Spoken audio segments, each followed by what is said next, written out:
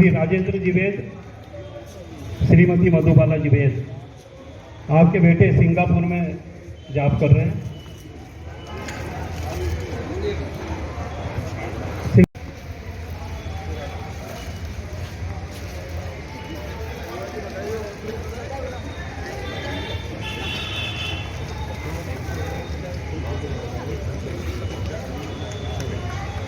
मैं अभी इस कार्यक्रम को बीच में विराम दे रहा हूं। बाकी के जो सज्जन बचे उनको भी उनका कमिश्नर साहब श्री मिश्रा जी से निवेदन करता हूं कि वो आकर संबोधन दें। जोरदार तालियों से सबका स्वागत करूं।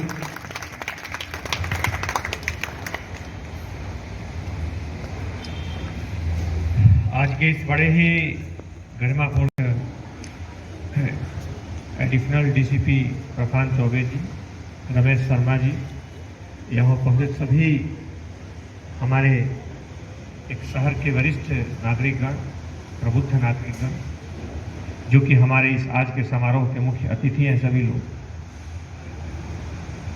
किसी भी समाज की जब बात की जाती है, चाहे देश में, चाहे विदेश में, चाहे अंतर्राष्ट्रीय स्तर पर, चाहे राष्ट्रीय स्तर पर, हमेशा सभी जगह सुरक्षा का एक ही मापदंड होता है कि जिस शहर में महिलाएं, बच्चे और बुजुर्ग सुरक्षित हो, वही समाज सुरक्षित माना जाता है।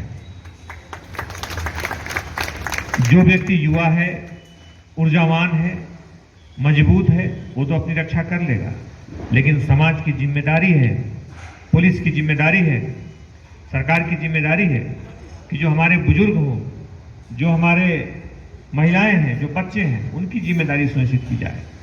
और आप लोगों ने देखा होगा, इंदौर पुलिस ने अपनी जो वैधानिक कर्तव्य की जो परिधि है, उससे बाहर जाकर के अपने बुजुर्गों के लिए लगातार प्रयास किया है।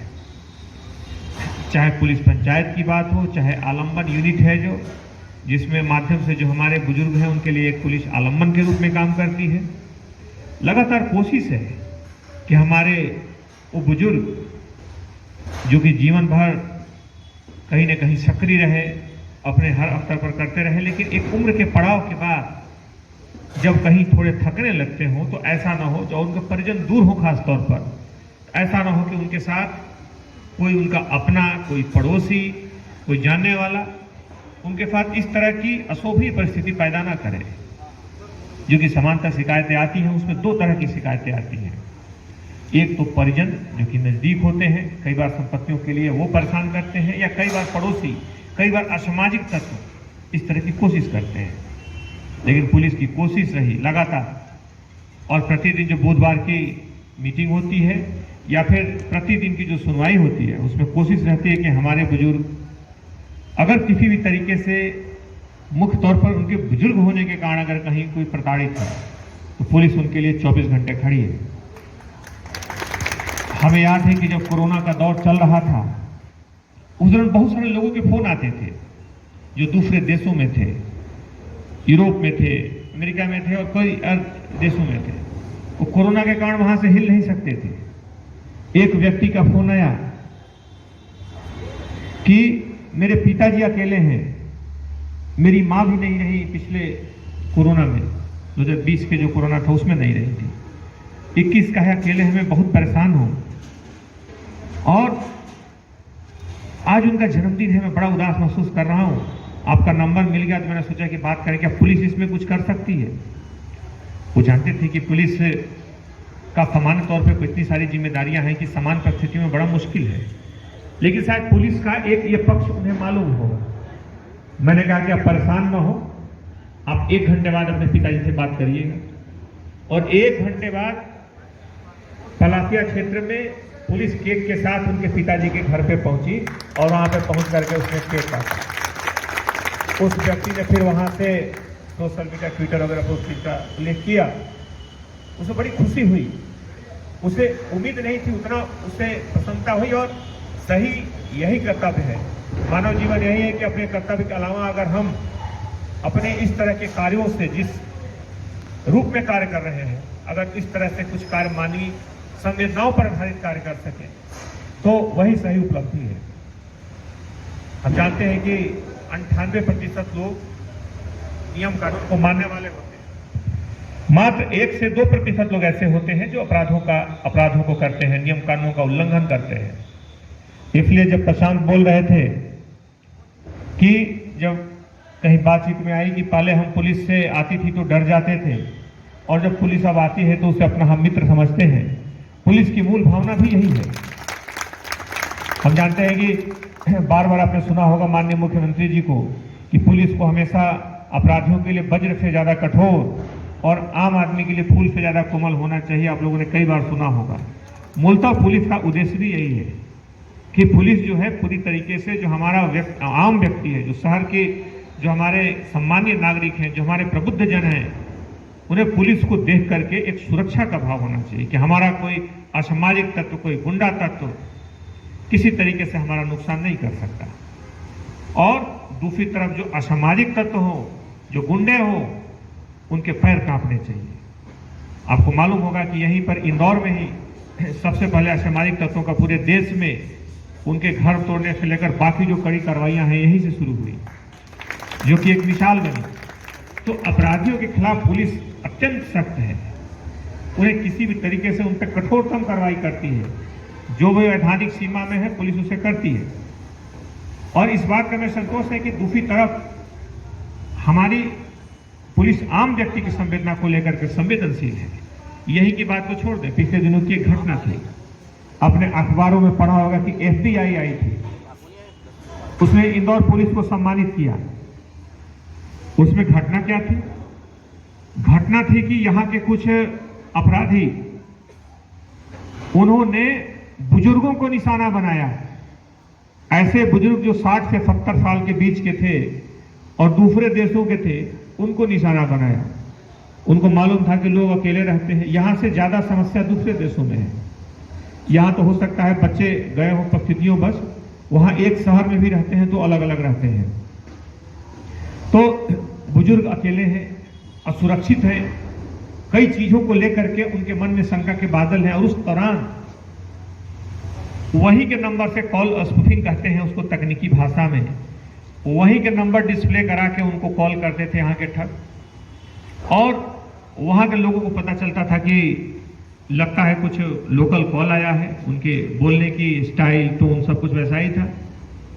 उनको भ्रम दिला देते थे कि वही लोकल किसी इकाई का फोन है, फिर बोलते थे कि आपकी बिजली कटने वाली है, आपका पानी कटने वाला है। इस तरह की जो छोटी जरूरी चीजें हैं उनके बारे में बताते थे। लोग डर जाते थे, उनसे सोशल सिक्योरिटी नंबर वहां के लोगों के होते हैं वो ले लेते थे और अलग अलग तरीकों से करके झांसे में लेकर के उनके लगभग 1000 से ज्यादा लोगों को उन्होंने ठग लिया। यहाँ पुलिस को पता चला, पुलिस ने पीछे पड़ के पूरे उनकी कुंडली निकाली, उस पर लगातार कड़ी कार्रवाई की और अब तक 3-4 दिनों की कड़ी मेहनत के बाद सभी ठगों को पकड़ा और वहां के नागरिकों को सूचित किया कि आप जितने लोग ठगे गए हैं, ये चोर पकड़े गए हैं। वहां की टीम आई थी, अपने अखबारों में पढ़ा होगा। ये ऐसा मामला था जिसमें ऐसा नहीं था कि कोई अमेरिका से आके यहाँ पे FIR कराया, शिकायत की। ऐसा नहीं था कि वहां के किसी व्यक्ति ने शिकायत किया, उनको आभास भी हो कि यहाँ के किसी अपराधी ने किया है। लेकिन पुलिस के लिए अपराधी अपराधी है और बुजुर्ग नागरिक जो है उसके प्रति संवेदनशीलता वही है। इसलिए पुलिस ने दिखाते हुए लगातार, चाहे कोरोना काल की बात हो, कोरोना काल में कई फोन आते थे दवाइयां पहुंचाने की, ऑक्सीजन की, कई ऐसी चीजें जो पुलिस के सामान्य दायित्व से बाहर होते हैं। पुलिस ने आगे जाकर के उसको अपनी दायित्व को नहीं देखा, उसमें देखा कि हमारे नागरिकों की सुरक्षा किसमें है। और वहां तक जाते हुए आपने देखा होगा कि जो हमारी चाहे पंचायत की बात हो, आपने देखा होगा कि लगातार पुलिस पंचायत में सिर्फ झगड़ों तक की बात नहीं है। मेडिकल हेल्थ कार्ड बनाए गए जिससे बहुत सारे लोगों को चिकित्सा में सहायता मिली। 30,000 के आसपास आई कार्ड जारी किए गए हैं। बीच बीच में आज का जो सम्मेलन है उद्देश्य यही है, जब उन्होंने बताया कि कई हमारे बुजुर्ग ऐसे हैं जो परसों से अकेले दिवाली मना रहे हैं, कई ऐसे हैं जिनके बच्चे तो हैं लेकिन परिस्थितियों के कारण घर नहीं आ सकते। हम लोगों ने तय किया कि नहीं, वो अकेले नहीं है, पुलिस उनके साथ है, हम आज मिलकर के दिवाली मनाएंगे। इसलिए हम सभी आज इस अवसर पर आप कभी अकेला ना समझें, चाहे किसी सामाजिक अवसर की बात हो या सुरक्षा की बात हो, पुलिस हमेशा आपके साथ है। आज अभी हम लोग मिलेंगे और अभी दिवाली मनाएंगे। आप सभी लोगों को दिवाली की, धनतेरस भी है, दिवाली है, भाई दूज, सभी पर्वों की एक साथ बहुत बहुत बधाई। आप लोग स्वस्थ रहे, अच्छे रहे। धन्यवाद। थोड़ा सा पहले प्लीज आप लोग थोड़ा सा फैल जाइए। और अगर मैं और ये निकाल लो ये वाली तो जगह पीछे हो जाइए, आप चल जाओ ना।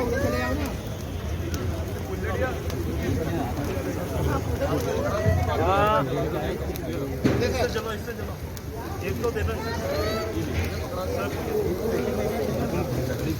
नहीं, बाइट उधर लेंगे अपन। इधर तो करवा लो बाइट, इधर तो बनी नहीं थी कहानी।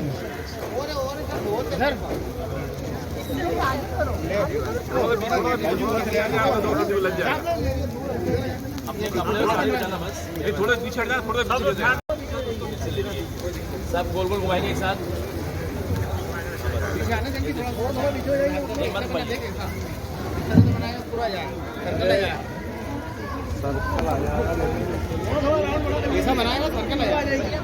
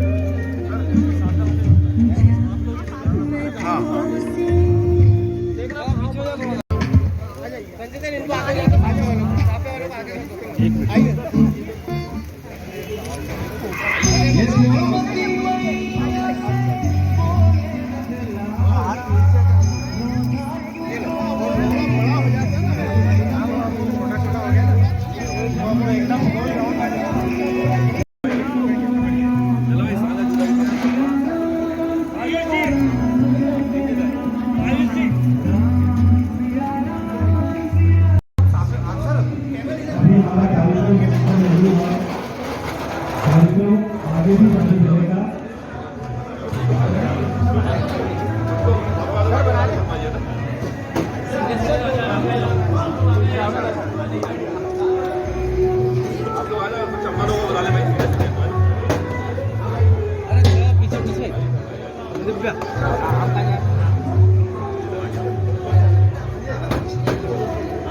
तुम हट जाओ, आप बना लेंगे।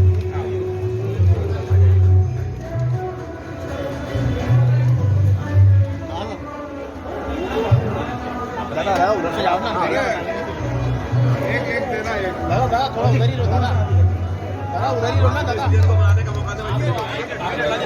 आगे ले लो नरेंद्र जी,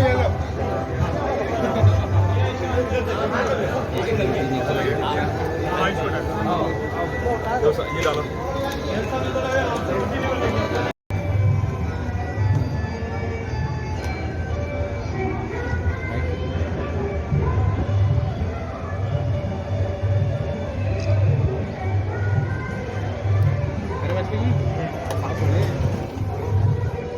सर, सीनियर सिटीजन के साथ आज आपने दिवाली मनाई, उनकी गिफ्ट भी दी है, किस तरह का माहौल रहा?